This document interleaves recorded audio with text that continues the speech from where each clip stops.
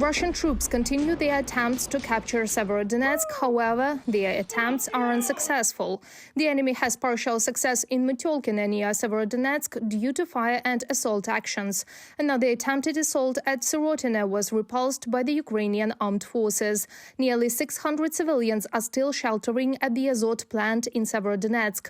They refuse to evacuate, the local authorities report.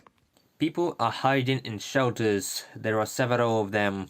These cannot be compared to Azovstal. It is not an underground city. It's several separate worlds that are not connected in any way. Different numbers of people are hiding in different shelters.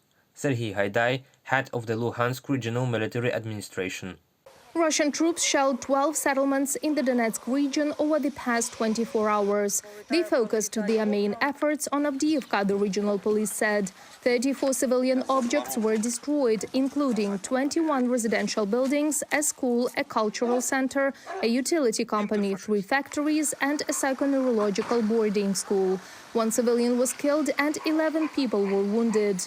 The day before, the Russian occupiers shelled Mykolaiv twice, during the day with Ha-55 missiles and in the evening with Caliber missiles. 3 of them hit various enterprises and 1 hit a residential building. According to preliminary information, no casualties were reported.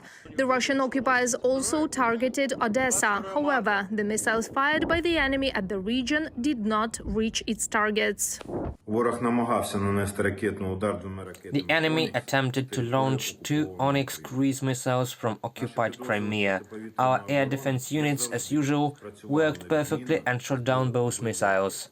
The day before, Russian troops shelled Kryvyi Rih, firing a missile at a social infrastructure facility. There was a large-scale fire at the site of the missile hit. 2 residential buildings were destroyed. By evening, there were several arrivals in the Novomoskovsk district. 3 missiles destroyed an oil depot.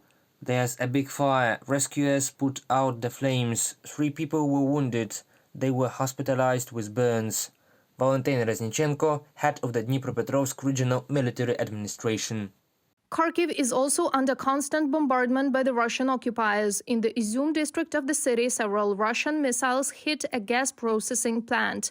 The enemy regularly hits residential buildings and destroys the city's infrastructure. It's still too dangerous to be on the streets because the shelling is chaotic. We don't know where they can hit. And indeed, every yard, every playground is at risk of such strikes.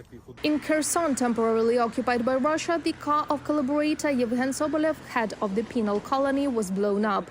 The media reported that an explosive device which was attached to a tree detonated on the car. The blast wave blew out the windows in the neighboring houses. Sobolev was taken to the hospital.